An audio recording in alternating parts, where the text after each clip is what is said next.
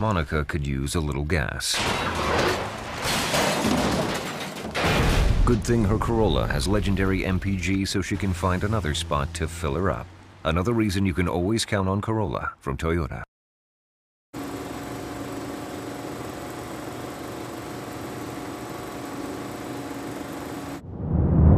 You can turn back now, or learn the stuff they don't want you to know.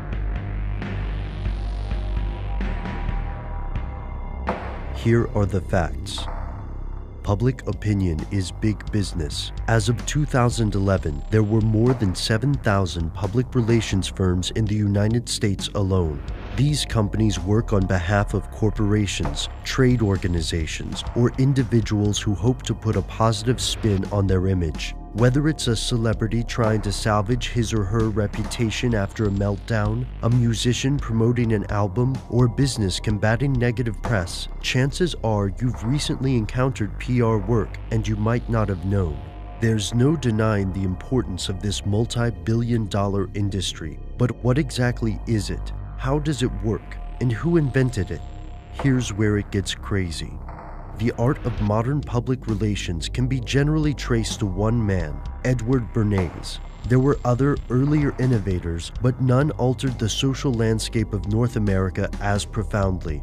Born in Vienna, Austria in 1891, Bernays' family moved to New York City about a year after his birth. He was the nephew of Sigmund Freud, and like his uncle, Bernays was captivated by the convoluted processes of the human mind. Bernays often consulted his uncle's work, and he was the first to incorporate psychology and other social sciences into PR. Yet where Freud sought to uncover motivations, Bernays sought to mask them, and Bernays' clients were companies rather than individuals. For example, one of his early cases involved Lucky Strike cigarettes in the 1920s. The American Tobacco Company asked him to expand sales. Women would be an ideal market, but there were problems. First, women didn't care for the green packaging of Lucky Strikes, and the manufacturer concluded that changing the color was too expensive.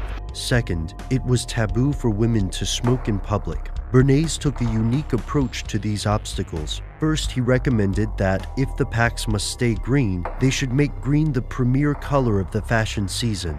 During his Green Ball campaign, Bernays convinced French designers to incorporate green into their latest fashion lines, and not just any green, but the specific dark green shade of Lucky Strike packaging. He also engineered a green gala at the Waldorf Astoria, featuring some of society's most prominent tastemakers. To address the problem of smoking in public, he linked Lucky Strike cigarettes to the women's liberation movement, arranging for young women to march down Fifth Avenue, smoking and calling the cigarettes torches of freedom.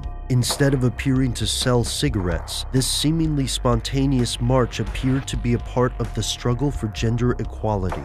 Suddenly, Lucky Strike cigarettes didn't just have packaging that matched the latest Parisian fashions, they also made a statement about women's equality. It's easy to see how these associations could skew market opinion, and the campaign was enormously successful. If you're like most people, then you probably assume that you know where your opinions come from. And if you're like most people, you're probably wrong. Humans tend to think of each belief as the result of a rational analysis, but this is not entirely true. Instead, our opinions are subtly influenced in numerous ways, and we're often not aware of this process. Edward Bernays tapped into this phenomenon to increase the sales of hairnets, cigarettes, bacon, and more. But that's just